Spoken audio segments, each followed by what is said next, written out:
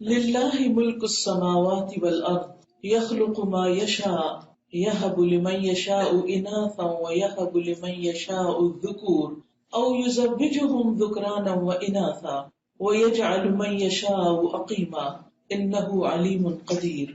آسمانوں اور زمین کی بادشاہت اللہ کے لیے ہے، وہ جو چاہے پیدا کرتا ہے، جسے چاہے لڑکیاں عطا کرتا ہے اور جسے چاہے لڑکے عطا کرتا ہے، یا لڑکے اور لڑکیاں ملا کر دیتا ہے، اور جسے چاہتا ہے بانٹ بنا دیتا ہے، یعنی اولاد ہی نہیں دیتا۔ یقیناً وہ سب کچھ جاننے والا، قدرت والا ہے۔ تو اولاد کا ہونا، بچوں کا ہونا، یہ دراصل سراسر اللہ سبحانہ تعالیٰ کے ہاتھ میں، وہی تخلیق کرتا ہے۔ انسان تو صرف ایک سبب ہے، ایک ذریعہ ہے۔ تو دوسرے لفظوں میں ہمارے بچے ہمارے پاس اللہ کی امانت ہے، کیونکہ انہیں اللہ نے پیدا کیا ہے۔ ہمارے لیے تو یہ ایک نعمت ہے۔ اللہ تعالیٰ نے ان کے ذریعے ہمیں خوشیاں عطا کی، ہماری آنکھوں کی ٹھنڈک بنایا، ہماری خواہشات کی تکمیل کی، ہماری نسل کو آگے بڑھایا، اور اگر ہم اس کی اچھی تربیت کریں تو ہمارے مرنے کے بعد بھی وہ دنیا میں بھی اور پھر آخرت کے اعتبار سے بھی ہمیں فائدہ پہنچانے والے ہیں، صدقہ جاریہ کی شکل میں، نیک نامی کی شکل میں۔ تو اللہ سبحانہ تعالیٰ ہی دراصل خالق ہے، وہی مالک ہے، وہی رازق ہے، اور کس حیرت انگیز طریقے سے وہ انسان کی تخلیق کرتا ہے۔ انسان اپنے آپ کو دیکھے، اپنے بچوں کو دیکھے، اور جس طرح وہ دیکھتے ہیں، بولتے ہیں، بات کرتے ہیں، ان کے چھوٹے چھوٹے ہاتھ، پاؤں، ان کے سارے اعضاء کی تکمیل، یہ ساری اللہ کی نشانیوں میں سے۔ اور انسان سوچے کہ کس جگہ پر اللہ سبحانہ تعالیٰ ان کو بناتا ہے، وہ کیسی فیکٹری ہے۔ ایک چھوٹی سی چیز، ایک چھوٹی سی مشین، ایک سوئی بھی بنانے کے لیے کتنا ہیوج اسٹرکچر کھڑا کرنا پڑتا ہے، کتنی بڑی بڑی مشینیں لگانی پڑتی، پھر جا کر کوئی چیز بنتی ہے۔ اللہ سبحانہ تعالیٰ بچوں کو ماں کے پیٹ میں 3 پردوں کے اندر تخلیق کرتا ہے۔ یخلقکم فی بطون امہاتکم خلقا من بعد خلق فی ظلمات 3، وہ تمہیں تمہاری ماؤں کے پیٹوں میں 3 تاریک پردوں میں ایک کے بعد دوسری شکل دیتے ہوئے پیدا کرتا ہے، یعنی مختلف سٹیجز سے بچہ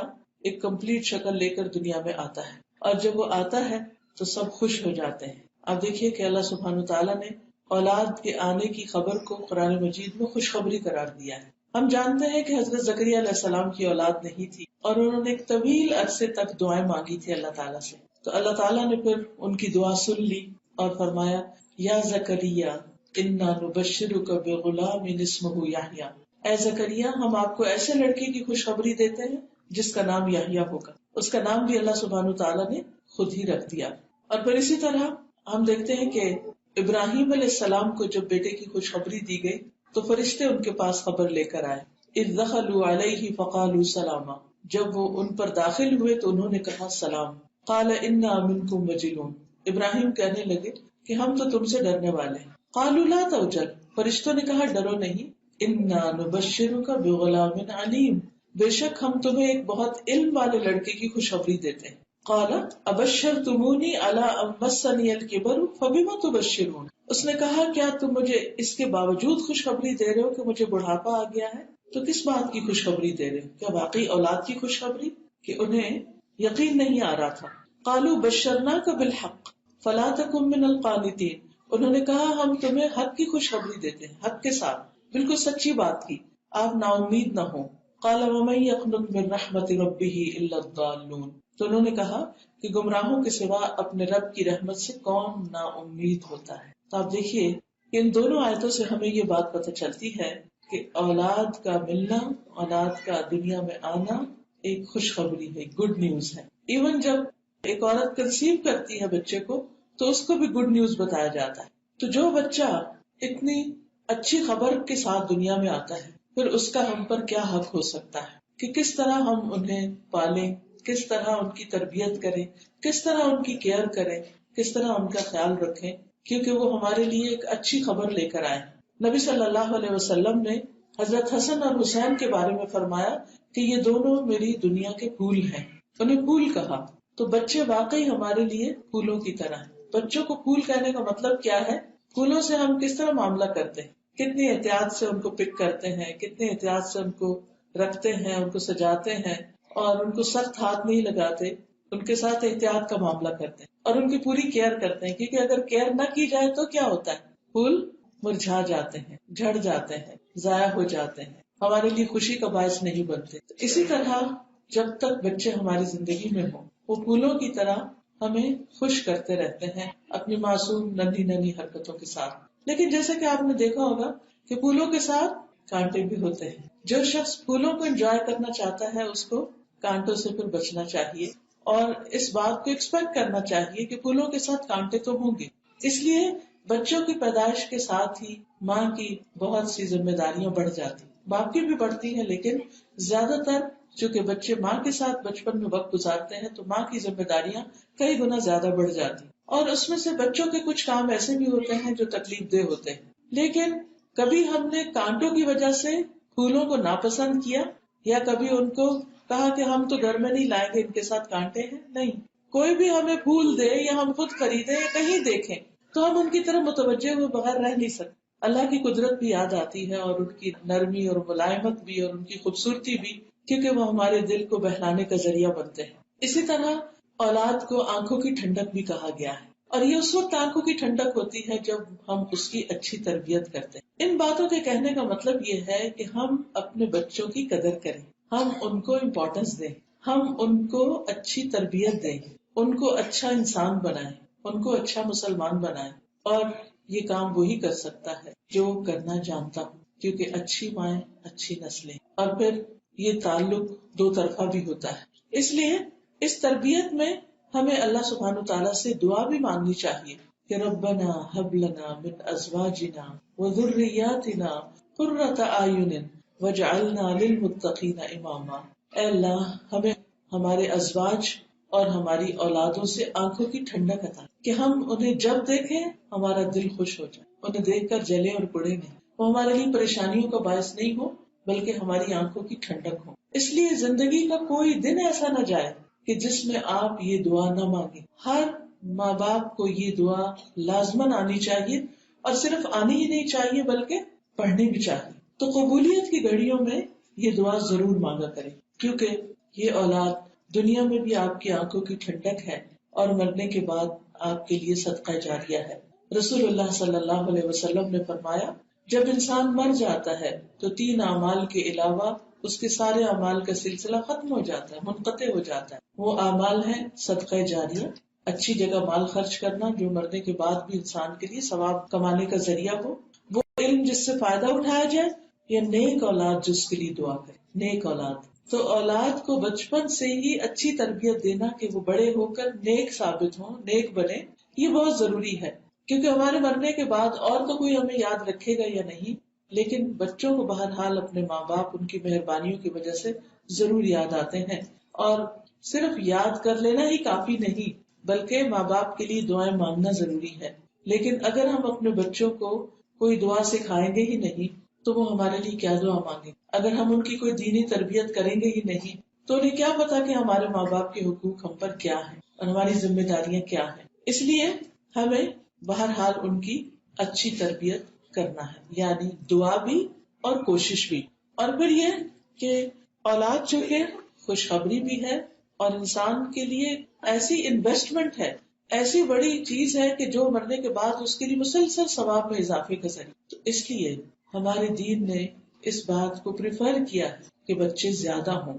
انس رضی اللہ عنہ سے مروی ہے کہ نبی صلی اللہ علیہ وسلم نے فرمایا کیا میں تمہیں ان عورتوں کی خبر نہ دوں جو جنت میں ہوں گی؟ ہم نے عرض کیا ضرور ہے اللہ کے رسول. آپ نے فرمایا زیادہ بچے پیدا کرنے والی، محبت کرنے والی. یعنی ایک اچھی عورت کی خوبیاں کیا ہے کہ وہ صرف یہی نہ سمجھے کہ ایک بچہ میرے لیے کافی ہے، یا یہ کہ میں تو بچے پیدا ہی نہیں کرنا چاہتی. کیونکہ افسوس یہ کہ آج کل یہ ٹرینڈ بھی ہو رہا ہے کہ دیکھا جائے گا ابھی تو لائف کو انجوائے کرتے ہیں، بعد میں کسی وقت بچوں کی بھی باری آ جائے گی. لیکن اسلام نے اس چیز کو پروموٹ کیا ہے کہ بچے ہوں، اور اس کے ساتھ ساتھ یہ کہ وہ عورت محبت کرنے والی، یعنی بچوں سے بھی محبت کرنے والی ہو، اپنے شوہر سے بھی محبت کرنے والی. پھر اسی طرح بچوں میں بیٹے اور بیٹیاں دونوں چونکہ اللہ کی دین ہے، اس لیے دونوں کے ساتھ انصاف کا معاملہ کرنا چاہیے. بیٹوں کو بیٹیوں پر ترجیح نہیں دینی چاہیے. رسول اللہ صلی اللہ علیہ وسلم نے فرمایا اپنی بیٹیوں کو ناپسند نہ کرو کیونکہ وہ دل بہلانے والی اور قیمتی ہیں. they are very precious. کیونکہ ہمارے ہاں عام طور پر ماؤں کو خاص طور پر بیٹوں سے بہت لگن ہوتی اور بیٹیوں کو وہ کبھی پیچھے کر دیتے ہیں. لیکن آپ صلی اللہ علیہ وسلم نے خاص طور پر اس چیز سے منع کیا، لا تکرہوا البنات، بچیوں کو ناپسند نہیں کرو، جب وہ پیدا ہو تب بھی خوش ہو، کیونکہ یہ بات ان کا کانفیڈینس بڑھاتی. مجھے بچپن میں جب بتایا گیا کہ جب تم پیدا ہوئی تو اس طرح تمہیں گٹی دی گئی، اس طرح تمہارا نام رکھا گیا، اس وجہ سے تمہارا نام فرحت رکھا گیا، کیونکہ تمہاری پیدائش پر ہمیں بہت زیادہ خوشی ہوئی تھی. تو جب میرا نام فرحت تھا، فرحت کا مطلب ہے خوشی، تو مجھے یقین آ گیا کہ واقعی ان کو خوشی ہوئی، اسی لیے انہوں نے میرا نام فرحت رکھا. اور اس چیز نے مجھے ہمیشہ بہت کانفیڈینس دیا. یعنی اچھے نام کی سلیکشن بچوں کے لیے خوشی کا باعث ہوتی. اور اگر نام ہی ٹھیک نہ ہو تو بچے بعض اوقات اسی پر ہی شرماتے رہتے ہیں کہ ہمارے ماں باپ نے ہمارا نام کیا رکھ دیا. اور پھر یہ کہ مٹھائی بھی بانٹی گئی. عموماً ہمارے یہاں لڑکوں کے پیدائش پر تو گفٹ دیے جاتے ہیں، لڑکیوں کی پیدائش پر گفٹ نہیں دیتے، یا لوگوں کو کچھ یعنی انٹرٹین نہیں کرتے، یا عام طور پر عقیقے میں بھی سستی کر جاتے ہیں. تو ایسے میں اس میں فرق نہیں کرنا چاہیے، دونوں کو امپورٹنس دینی چاہیے، اور خصوصاً بیٹیوں کو. رسول اللہ صلی اللہ علیہ وسلم نے فرمایا، جس نے 2 بیٹیوں کی پرورش کی یہاں تک کہ وہ بالغ ہو گئی تو میں اور وہ قیامت کے دن اس طرح ہوں گے کہ آپ نے اپنی انگلیوں کو ملا لیا، یعنی بالکل ساتھ ساتھ ہوں گے. تو بیٹیوں کا ہونا اگر دنیا میں ہمارے کلچر کی وجہ سے یا ہمارے کچھ رسمیں اور کسٹمز اور تقالید ایسی ہیں جن کی وجہ سے اگر ان کو اتنی امپورٹنس نہیں بھی دی جاتی، تو کبھی بھی دل چھوٹا نہ کریں. آپ یہ سوچیں کہ ان کی اگر میں اچھی تربیت کروں گی تو اس وجہ سے آخرت میں میرا مقام بڑا ہوگا، رسول اللہ صلی اللہ علیہ وسلم کا قرب نصیب ہوگا.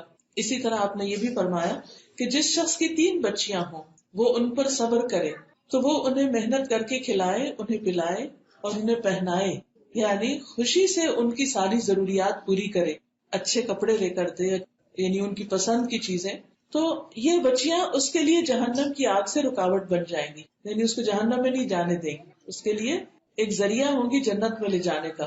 دوسری روایت میں آتا ہے ابن ماجہ کی کہ جس شخص کی 2 بیٹیاں بالغ ہو جائیں اور وہ ان کے ساتھ اس وقت تک حسن سلوک کرتا رہے جب تک وہ اس کے ساتھ رہیں، کیونکہ بعض اوقات ایسا بھی ہوتا ہے کہ بچیوں کی شادی میں تاخیر ہو جاتی ہے تو ماں باپ ان کو بوجھ سمجھنے لگتے اور کسی نہ کسی طرح تانے دینا شروع کر دیتے ہیں، کسی طرح ان کو احساس دلاتے ہیں.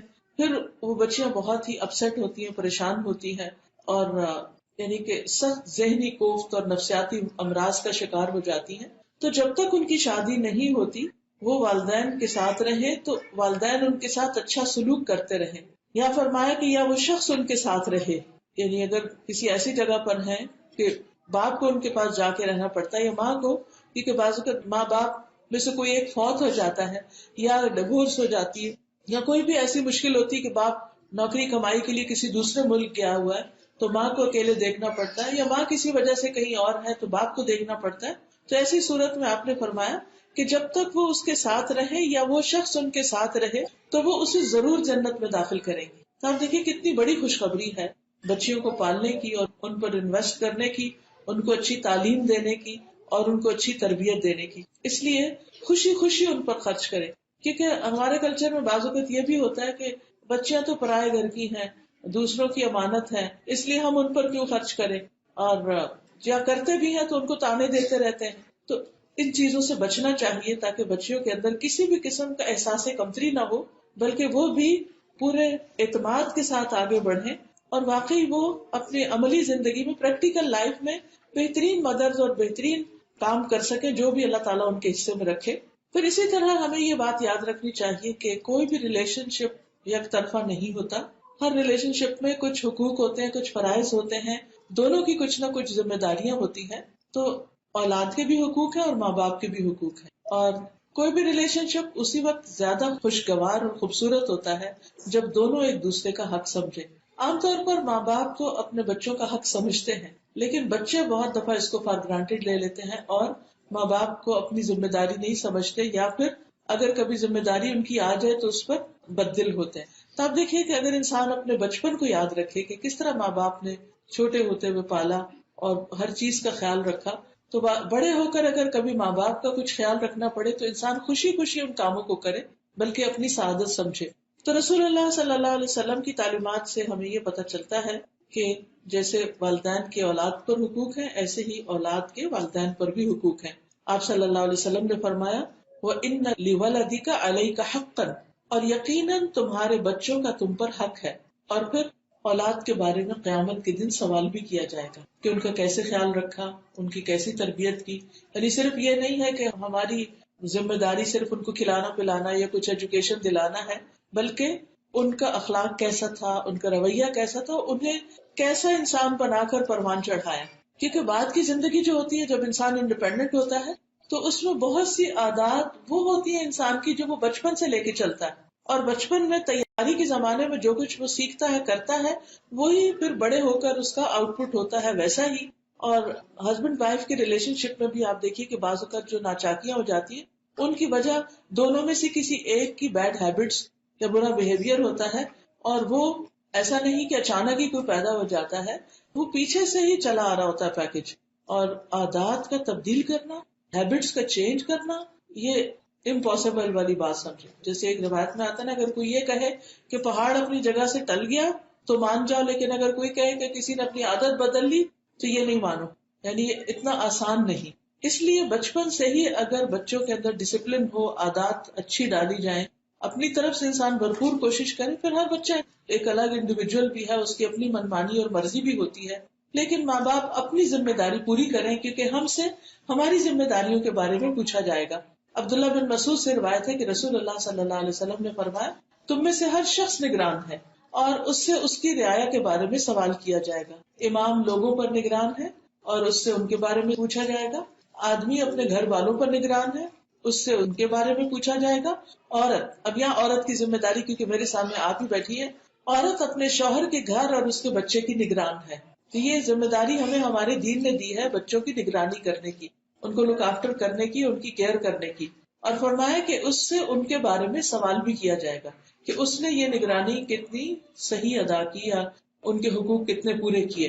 کیونکہ جو شخص اپنی رعایا سے دھوکہ کرے اور ان کی نگرانی صحیح طور پر نہ کرے اور ان کی ذمہ داری ٹھیک سے ادا نہ کرے تو اللہ تعالیٰ اس پر جنت حرام کر دیتا ہے. تو بچپن سے ہی ان کی ضروریات کا خیال، ان کی تعلیم کا خیال، ان کے اخلاق کا، ان کے دین کا، یہ ایسی چیزیں ہیں کہ جس میں ہمیں اپنی جان مارنی ہے اور اس سے غافل نہیں ہونا. اور جو شخص اولاد کے حقوق ضائع کر دے تو اس کے لیے ایک وعید بھی ہے. ابن قیم کہتے ہیں، جس نے اپنے بچے کو ایسی تعلیم دلوانی چھوڑ دی جو اس کے لیے فائدہ مند تھی، یعنی وہ کچھ سیکھ رہا تھا، پڑھ رہا تھا، جان رہا تھا، اور پھر اس نے اس سے چھڑوا دی اور اس کو بیکار چھوڑ دیا، تو اس نے اس بچے کے ساتھ انتہائی بدسلوکی کی. اور اکثر بچوں کا بگاڑ ان کے باپوں کی وجہ سے ہوتا ہے جو ان کو بیکار چھوڑ دیتے ہیں، یعنی کام میں نہیں لگاتے. تو اس سے یہ پتہ چلتا ہے کہ بچپن سے ہی بچوں کو کام میں لگانا چاہیے اور ان کو دین کے فرائض اور سنتوں کی تعلیم دلوانا چاہیے. بس انہوں نے بچوں کو ان کے بچپنے میں ضائع کر دیا. اور یہاں تک کہا، اور کتنے لوگ ہیں جنہوں نے اپنے بچوں کو بیکار چھوڑ کر، ان کی تربیت کو ترک کر کے، ان کی خواہشات پر عمل کرنے میں معاونت کر کے ان بچوں کو دنیا اور آخرت دونوں میں محروم کر دیا. کیونکہ اگر ہم بچوں کو بچپن میں پراپر ایجوکیشن نہیں دلواتے، اس کا اہتمام نہیں کرتے، ان کو خاص طور پر دین نہیں سکھاتے، ان کو آخرت کی فکر نہیں دلاتے، تو پھر کیا ہوگا کہ دنیا اور آخرت دونوں کے اعتبار سے ان کو نقصان ہوگا. اگر دنیا کے اعتبار سے ان کو اچھے اخلاق، مینرز اور آداب نہیں سکھاتے اور آخرت کے اعتبار سے ان کو صحیح ایمان نہیں دیتے، آخرت کے بارے میں ان کو ڈیٹیلز نہیں بتاتے، تو پھر ایسی صورت میں ان کو ضائع ہی کرنا ہے. اور باپ یہ سمجھتا ہے کہ اس نے اس کی عزت کی، حالانکہ اس نے اس کو ذلیل کر دیا. وہ سمجھتا ہے باپ کہ اس نے اس پر رحم کیا، یعنی کچھ نہ سکھا کے اور آرام کروا کے، حالانکہ اس نے اس پر ظلم کیا.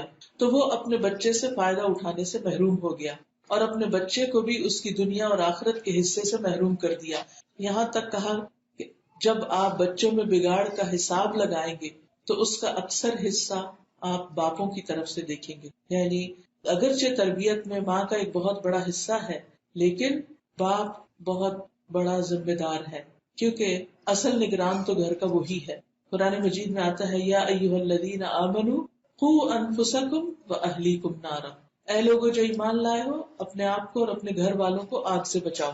تو یہ والدین کی ذمہ داری اور خصوصاً باپ کی ذمہ داری ہے کہ اپنے اہل میں بیوی بھی آتی ہے، بچے بھی آتے ہیں، کہ ان کو آگ سے بچایا جائے، یعنی ان کو آخرت کے بارے میں فکر مند کیا جائے تاکہ وہ اللہ تعالیٰ کے احکامات پر عمل کر سکے. بچوں کا آخرت پر ایمان مضبوط کرنے سے یہ فائدہ بھی ہوتا ہے کہ پھر وہ آپ کے ڈر سے اچھے کام نہیں، اللہ کے ڈر سے اچھے کام کرتے ہیں، آخرت میں جواب دینے کی فکر سے اچھے کام کرتے ہیں. اسی لیے ہم دیکھتے ہیں کہ جن بچوں کو بچپن سے ہی زندگی اور موت کا فلسفہ سمجھا دیا جاتا ہے، دنیا کی حقیقت بتا دی جاتی ہے، اور آخرت کے سارے مناظر، موت سے لے کے قبر، قبر سے پھر جنت جہنم، ہر چیز بتا دی جاتی ہے، آخرت میں جتنے بھی سٹیپ سے گزرنا ہے انسان کو وہ سارے ان پہ واضح ہو جاتے ہیں، تو وہ اس کو سامنے رکھ کے اپنی زندگی کا سفر طے کرتے ہیں. پھر ماں باپ سامنے ہو یا نہ ہو، انہیں معلوم ہوتا ہے کہ کیا چیز صحیح ہے اور کیا غلط، اور کس راستے پر جانا ہے، کیونکہ جب تک وہ ہمارے ڈر سے کام کریں گے تو وہ پائیدار نہیں ہوگا. تو اولاد کے جو حقوق ہیں ان میں سے سب سے پہلا حق اچھی ماں کا انتخاب. یعنی جب ایک انسان شادی کرے تو ایک نیک عورت سے شادی کرے، اچھے اخلاق والی سے کرے، صرف حسن یا دولت کو نہیں دیکھے. لیکن آج کل آپ دیکھیے کہ چونکہ ڈیمانڈ حسن اور دولت کی ہے، اس لیے عموماً لڑکیوں کی بھی ساری توجہ پھر کس پہ ہوتی ہے کہ وہ زیادہ سے زیادہ اسمارٹ ہو، حسین ہو، اور پھر خود ارن کر سکے، اچھی سے اچھی جاب ہو، اچھے سے اچھا پروفیشن ہو.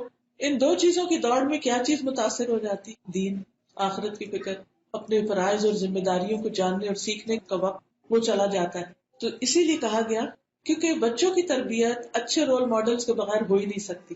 اگر ماں باپ کو جگڑتے رہتے ہیں، اگر ماں باپ آپس میں ایک دوسرے کے ساتھ بدزبانی کر رہے ہیں اور بچے دیکھ رہے ہیں، تو بچے بھی اسی طرح شاؤٹ کرنا شروع کر دیں. بچے بھی بڑوں کی عزت نہیں کریں گے، نہ وہ باپ کی کریں گے نہ ماں کی کریں گے، کیونکہ وہ ایک دوسرے کی نہیں کرتے. اسی طرح اگر گھر میں کوئی بزرگ رہتے ہیں، دادا دادی ہیں یا کوئی اور رشتے دار، تو ان کی بھی اسی طرح عزت کرنی چاہیے، ان کی کیئر کرنی چاہیے، کیونکہ بچے وہ سب کچھ دیکھ رہے ہوتے ہیں، بچپن سے ہی سیکھ رہے ہوتے ہیں کہ بڑوں کے ساتھ، بزرگوں کے ساتھ کیا کرنا ہے. اور پھر جب آپ بڑے ہوں گے تو آپ کے ساتھ بھی ویسے ہی سلوک کریں گے جو آپ اپنے بڑوں کے ساتھ کر رہے ہیں. تو ہر چیز میں انسان کو کچھ بھی زبان سے کہنے سے پہلے اپنے عمل کا نمونہ پیش کرنے کی ضرورت ہے. آپ صلی اللہ علیہ وسلم نے فرمایا، اپنے نطفوں کے لیے اچھی عورتوں کا انتخاب کرو، دین میں ہم پلہ عورتوں سے نکاح کرو، اور ہم پلہ مردوں کو یعنی کف جسے کہتے ہیں نا کہ اپنے جیسوں کا انتخاب کرو اور ایسے لوگوں سے نکاح کرو. جب ہم مثلا بیٹی کا نکاح کرنا چاہتے ہیں اور ہمارے سامنے صرف یہ ہے کہ لڑکا مالدار ہو، چاہے ڈرنک کرتا ہو، چاہے وہ گیملنگ کرتا ہو یا اور غلط عادتیں ہوں اس میں، تو صرف اگر اس کے مال و دولت کو دیکھ کر یا اچھے گھر کو دیکھ کر بظاہر یعنی دنیاوی اعتبار سے ہم اگر اپنی بیٹیوں کو دے دیتے تو بعض اوقات بچیوں کا مستقبل تاریک ہو جاتا ہے. ساری زندگی ایسے شوہر کی ایسی عادتوں کی وجہ سے سفر کرتی رہتی اور طرح طرح کی تکلیفوں سے گزرتی. اس لیے اسلام میں شادی کے وقت جو انتخاب کی بات کی گئی اس میں خاص طور پر آپ نے فرمایا کہ الدنیا متاع وخیر متاع الدنیا المرأة الصالحہ. دنیا ایک متاع ہے یعنی فائدے کی چیز ہے، اور دنیا کی بہترین متاع نیک عورت ہے. یعنی تم سمجھتے ہو کہ تمہیں کسی عورت کے مال و دولت سے یا اس کے حسن سے فائدہ ہوگا؟ نہیں، اس کے اخلاق اور اس کے ایمان اور اس کے معاملے سے جتنا فائدہ ہوگا وہ ان سب چیزوں سے کہیں زیادہ ہے. اسی طرح اچھے باپ کا بھی انتخاب کرنا چاہیے، یعنی لڑکی کے لیے بھی وہی کرائیٹیریا رکھا گیا. آپ نے فرمایا جب ایسا شخص تمہارے پاس نکاح کا پیغام بھیجے جس کے دین اور اخلاق سے تم مطمئن ہو، یعنی دین بھی اور اخلاق بھی. بعض اوقات لوگ دین تو دیکھ لیتے اخلاق نہیں دیکھتے، نتیجہ کیا ہوتا ہے؟ بعد میں پریشان ہوتے ہیں، ہم نے تو اس کو دیندار سمجھ کے شادی کر دی تھی لیکن اس کا تو اخلاق ہی اچھا نہیں. تو اخلاق کو بھی پرکھ لینا چاہیے دوسرے کے. تو آپ نے فرمایا کہ اگر تم اس کے دین اور اخلاق سے مطمئن ہو تو نکاح کر دو، اگر ایسا نہیں کرو گے تو زمین میں فتنہ اور بہت بڑا فساد پیدا ہوگا. پھر اسی طرح یہ ہے کہ آغاز جب شادی کے بعد دونوں ایک دوسرے کے ساتھ اپنے ازدواجی زندگی کا کریں تو اس میں خاص طور پر شیطان کے شر سے بچنے کے لیے دعا کریں. ہم دیکھتے ہیں کہ کس طرح حضرت مریم کی والدہ نے جب حضرت مریم پیدا ہوئی تو اسی وقت ان کو کیا کہا کہ بلکہ ان کی پیدائش سے پہلے ہی انی اعیذھا بک وذریتھا من الشیطان الرجیم، کہ اس بچی کو بھی اور اس کی آگے اولاد کو بھی شیطان مردود سے بچانے کے لیے تیری پناہ میں دے. اسی طرح ولادت کے بعد بچے کے کچھ حقوق ہیں، اس میں خاص طور پر ان کا اچھا نام رکھنا، انبیاء کے نام پر نام رکھنا، پھر اسی طرح بچوں کو دودھ پلانا. اور پھر ہم سب جانتے ہیں کہ دودھ پلانے سے بچہ ماں کے جتنے قریب ہوتا ہے اور جتنی بچے کو ماں سے پھر ایک اٹیچمنٹ اور ایک محبت ہوتی ہے، اور پھر صحت کے اعتبار سے بھی بہت سے جو بینیفٹس بتائے جاتے ہیں، یہ دینی اعتبار سے بھی بچوں کا بہت بڑا حق ہے. اللہ سبحانہ تعالیٰ نے ماں کا سینہ رکھا ہی اس لیے بڑا ہے کہ وہ بچے کو دودھ پلانے کے قابل ہو سکے. یعنی وہ سب سے بڑھ کر بچے کا حق ہے کہ ماں کے سینے سے سکون پائے. لیکن جب ماں بچے کو صرف اپنے فگر کی خاطر دودھ سے محروم کر دیتی ہے، تو یہ بہت بڑی زیادتی ہے. نبی صلی اللہ علیہ وسلم کو ایک مرتبہ فرماتے ہوئے سنا گیا کہ آپ نے فرمایا میرے پاس 2 آدمی آئے اور انہوں نے میرا بازو پکڑا اور مجھے ایک بڑے مشکل پہاڑ کی طرف لے گئے اور کہنے لگے کہ اس پہ چڑھو. میں نے کہا کہ مجھ میں تو اتنی طاقت نہیں کہ اس پہ چڑھ سکوں. تو انہوں نے کہا ہم تمہارے لیے آسانی پیدا کر دیں گے. تو میں نے چڑھنا شروع کر دیا. جب میں اس کی چوٹی پر پہنچا تو شدید قسم کی آوازیں سنائی دی. میں نے پوچھا یہ کس کی آواز ہے؟ تو فرشتوں نے بتایا کہ یہ جہنمیوں کی چیخ پکار ہے. وہ مجھے لے کر آگے بڑھے تو انہوں نے کئی منظر دیکھے. بہرحال وہ ساری ڈیٹیل تو اس وقت نہیں بتاؤں گی. وہ کہتے ہیں کہ مجھے لے کر آگے بڑھے اور ہم ایسی عورتوں کے پاس سے گزرے کہ سانپ ان کے پستانوں کو نوچ رہے ہیں، یعنی ان کے بریسٹ کو سانپ نوچ رہے ہیں. میں نے پوچھا ان عورتوں کا کیا معاملہ ہے؟ انہوں نے کہا یہ اپنے بچوں کو دودھ نہ پلانے والی عورتیں، یعنی جو جان بوجھ کر صرف اپنے آرام کی خاطر بچوں کو دودھ سے محروم رکھیں. تو یہ کوئی معمولی چیز نہیں ہے، دینی اعتبار سے ایک فریضہ ہے ایک عورت کا کہ وہ اپنے بچے کو دودھ پلائے. پھر اسی طرح خصوصاً اس وقت جب بچہ بیمار ہو، کمزور ہو اور کسی اور عورت کا دودھ نہ پیتا ہو، کیونکہ عربوں کے یہاں تو یہ بھی رواج تھا کہ اگر ماں خود نہیں پلا سکتی تو کسی اور سے پلوائے. تو خصوصاً جو بچوں کے اندر چھوٹی عمر میں یعنی بالکل ابتدائی دور میں جب تک ماں کی اپنی صحت درست ہے اور وہ پلا سکتی ہے تو اس کو پلانا چاہیے، اور اس کا ایک ایک گھونٹ پلانے کا بھی اجر ہے. پھر عقیقہ کرنا اور بال منڈوانا یہ بھی ہر بچے کا حق ہے. بچوں کا ختنہ کروانا، پھر اپنی استطاعت کے مطابق ان پہ خرچ کرنا. جو بھی ماں باپ اپنے بچوں پہ خرچ کرتے ہیں اس کا بھی ان کو ریوارڈ دیا جائے گا. پھر خصوصاً بچوں کے درمیان عدل و انصاف کرنا، برابری کرنا. نبی صلی اللہ علیہ وسلم نے فرمایا کہ اپنی اولاد کے درمیان عدل کرو، اپنی اولاد کے درمیان عدل کرو، اپنی اولاد کے درمیان عدل کرو. اور ایک اور جگہ پر فرمایا اللہ سے ڈرو اور اپنی اولاد کے درمیان عدل کرو جیسے کہ تم پسند کرتے ہو کہ وہ تمہارے ساتھ حسن سلوک کریں، اچھا سلوک کریں. خصوصاً تحفے کی لین دین میں، یعنی اگر آپ اپنی زندگی میں بچوں کو کچھ دے رہے ہیں تو اس میں برابری اختیار کریں. یہ نہیں کہ ایک بچے کو آپ ایک پلاٹ دے دیں، کوئی گھر دے دیں اور دوسرے بچے کو کچھ بھی نہ دیں، وہ محروم رہے. نہیں، دوسرے بچے کے لیے بھی ویسے ہی یعنی کہ برابری کا اس سے سلوک کریں. آپ صلی اللہ علیہ وسلم نے فرمایا سبوا بین اولادکم فی العطیۃ، اپنی اولاد کے درمیان تحفہ دینے میں عدل کرو. یعنی اگر آپ کو گفٹ بھی دے رہے ہیں تو سب کے لیے لاؤ. فرمایا جیسے تم پسند کرتے ہو کہ وہ تمہارے ساتھ نیکی میں برابری کرے.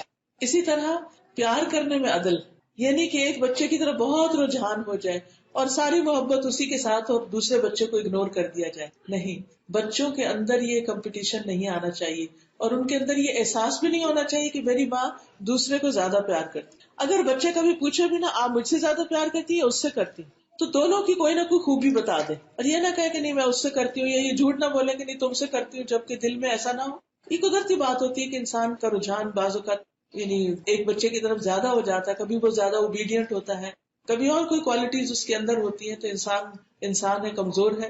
لیکن دینے دلانے کے معاملے میں، محبت کے اظہار کے معاملے میں اگر آپ نے ایک کو پیار کیا اور اتنے میں دوسرا بچہ آ گیا تو دوسرے کو بھی پیار کرے.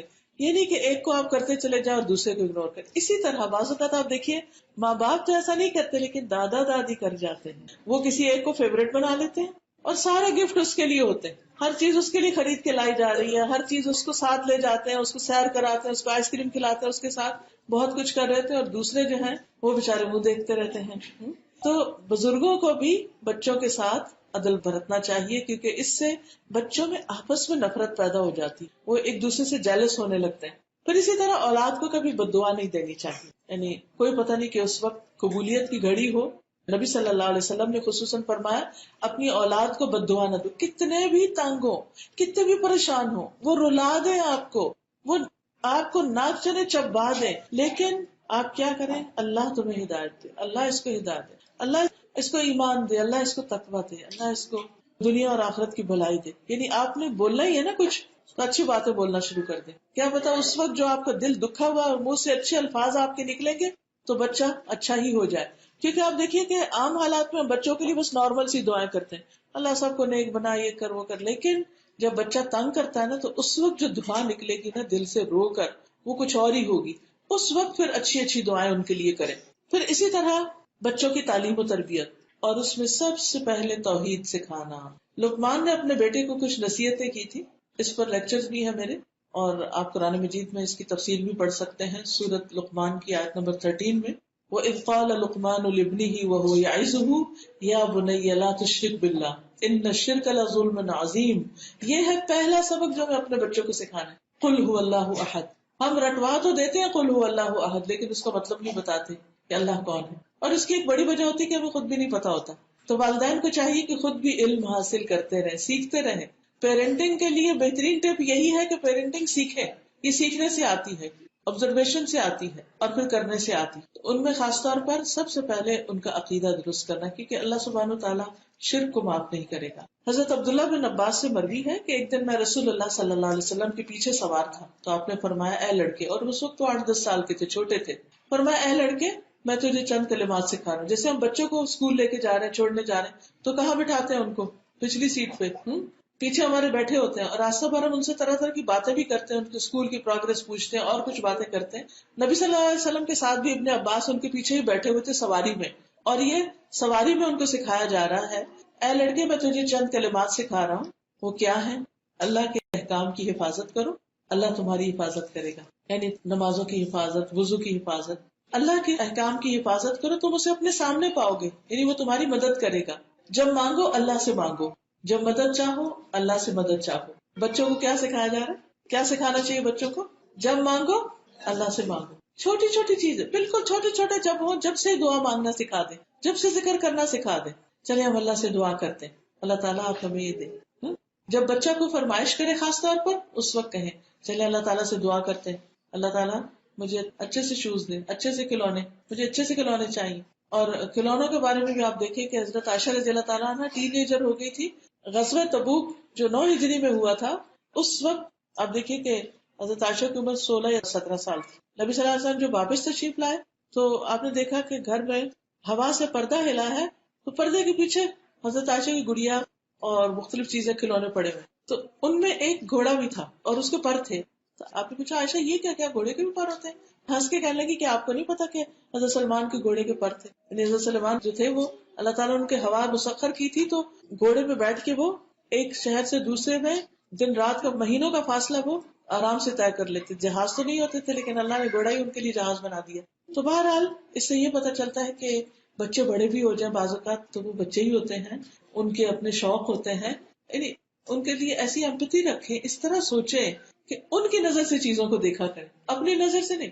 کیونکہ ہم تو ذرا بڑے بچے ہوتے ہیں تو کہتے ہیں کب تم بڑی ہوگی، تم کب تک گڑیوں سے کھیلو گی، اب نکالو ان کو، پھینکو، دے دو اپنے چھوٹے بھائی کو، دے دو چھوٹی بہن کو، دے دو فلاں کزن کو، اب بس کرو، نکالو اس کو، صفائی کرے گھر کی. نہیں، بچے جب تک کھیلنا چاہتے ہیں کھیلیں، کیونکہ ان کی اپنی ہابیز ہوتی ہیں. حضرت عائشہ کی تو شادی بھی ہو چکی تھی، لیکن اس کے باوجود آپ صلی اللہ علیہ وسلم خوش ہوئے، آپ بھی ہنس دیے حضرت عائشہ کی ذہانت پر کہ انہوں نے اپنے گھوڑے کے پر لگائے ہوئے تھے. تو ہم نبی صلی اللہ علیہ وسلم سے تو نیک نہیں نا، اور حضرت عائشہ سے بھی زیادہ پارسا نہیں. تو اگر انہوں نے اپنے گھر میں کھلونوں کو برداشت کیا اور اس پر ہنسے بھی، اور انہیں یہ نہیں کہا کہ ان کو ریموو کر دو، بلکہ ان کے جذبات کا خیال رکھا، تو ہمیں اپنے بچوں کے لیے پھر کیسا ہونا چاہیے اور ان کا کیسے کیسے خیال رکھنا چاہیے. تو بہرحال بچوں کو سکھائیں کہ جب کچھ مانگو اللہ سے مانگو، جب مدد چاہو اللہ سے مدد چاہو. یعنی ہیلپ چاہیے، ایگزام میں ہیلپ چاہیے، بیماری میں ہیلپ چاہیے، کسی پرابلم میں ہیلپ چاہیے، اللہ سے مدد مانگو.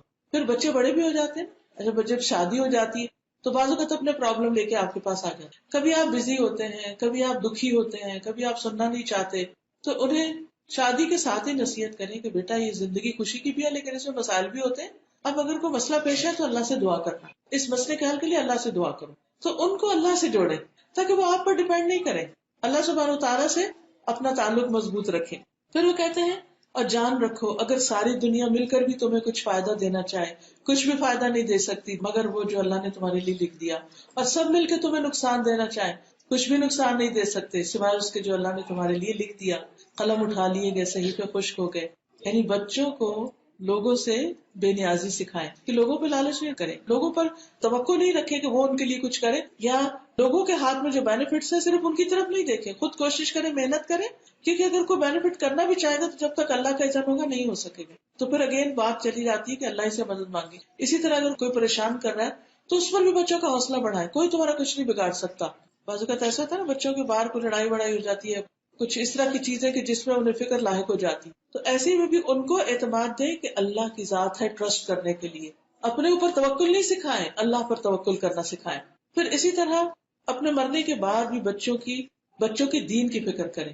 حضرت یعقوب علیہ السلام کو جب موت آئی تو انہوں نے اپنے بیٹوں سے کیا سوال کیا کہ بزنس کا کیا کرو گے، فلاں کا کیا ہوگا، فلاں کا نہیں، میرے بعد کس کی عبادت کرو. انہیں فکر اس بات کی تھی کہ میرے بچے میرے بعد کس دین پر. اس ماحول میں رہتے ہوئے ہم سب ماں باپ کو یہ فکر کرنی چاہیے کہ ہمارے بعد ہمارے بچے کس دین پر ہوں گے، کیا طریقے اختیار کریں گے، کیا ہماری نسلوں میں ایمان باقی رہے گا. سب سے زیادہ ہمیں اس چیز کی فکر ہونی چاہیے. تو بچوں نے کیا کہا، ہم تیرے معبود، تیرے باپ دادا ابراہیم اور اسماعیل اور اسحاق کے معبود کی عبادت کریں گے جو ایک ہی معبود ہے اور ہم اسی کے فرما بردار ہیں. پھر اسی طرح بچوں میں اللہ کا ڈر کس طرح پیدا کرنا. حضرت لقمان نے کیا کہا تھا، یا بنی انہا ان تک مثقال حبۃ من خردل فتکن فی صخرۃ او فی السماوات او فی الارض یأتی بها اللہ ان اللہ لطیف خبیر. اے میرے چھوٹے بچے، بے شک اگر کوئی چیز رائی کے دانے برابر بھی ہو، کسی چٹان میں ہو یا زمین میں، اللہ اسے لے آئے گا، اللہ ظاہر کر دے گا. یعنی بندوں سے چھپ کے غلط کام نہیں کرو. ہوتا نا بعض اوقات لوگوں میں ساتھ بنانے کے لیے یا کوئی کوئی چوری کو، بعض اوقات بچوں کے اندر ایسی لالچ پیدا ہو جاتی ہے، کسی کی چیز اٹھا لاتے ہیں جو ماں باپ نہیں لے کے دیتے. تو ایسی صورت میں ان کو اپنا ڈر نہیں، اللہ کا ڈر دے کہ دیکھو تم چھپ کے بھی کچھ کرو گے تو اللہ تعالیٰ کو پتہ چل جائے گا، چاہے اتنی سی بھی کوئی چیز ہوگی. پھر اسی طرح آخرت کی فکر میں جیسے نبی صلی اللہ علیہ وسلم نے حضرت فاطمہ سے کہا تھا کہ اے فاطمہ بنت محمد، اپنے آپ کو جہنم کی آگ سے بچاؤ، میں تمہارے لیے کسی چیز کا مالک نہیں، البتہ رشتہ داری کا جو تعلق ہے اس کی وجہ سے تم تک پہنچاتا رہوں گا، یعنی کچھ نہ کچھ تمہیں دنیا میں فائدہ پہنچاتا رہوں.